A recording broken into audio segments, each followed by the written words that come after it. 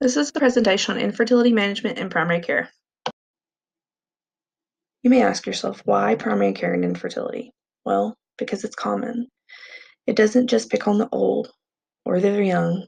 There's nobody that can be immune to it.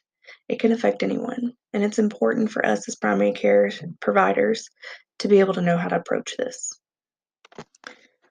For many patients, the primary care setting is a starting point. They start with their primary care because they go to them thinking it's going to be an easy fix. But that's not the case.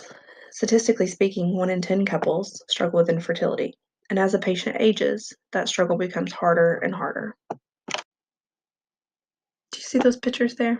That girl, that's me. Those embryos, been there. That baby, that's mine. But do you know where I started? I went to my primary care. I reached out for help. They told me, "You're young, it won't be a problem, give it time. It'll happen," but nobody listened.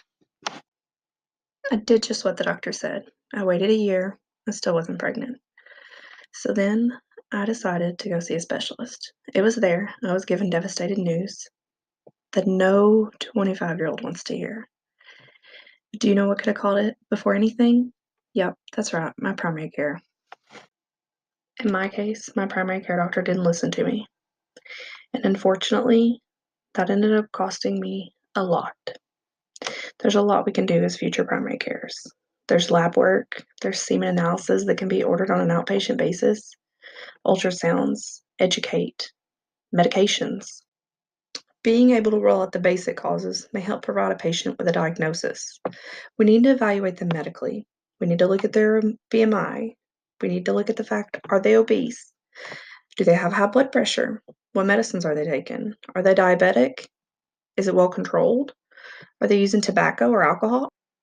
Once we've medically evaluated the patient, the next step is to educate her. Make sure she's providing her body with the best nutrition.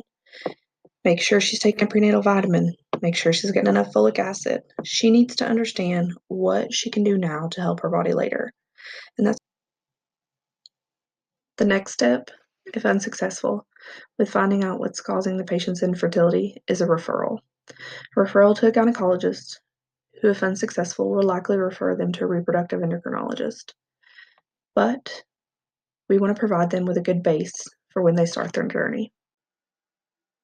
Infertility isn't a journey any woman wants to take, or man for that matter, but the primary care for many patients is a starting point, and what we do for these women and men can change their future if we just take the time, order extra tests, evaluate them to the best of our ability until we can get them to the resources they need.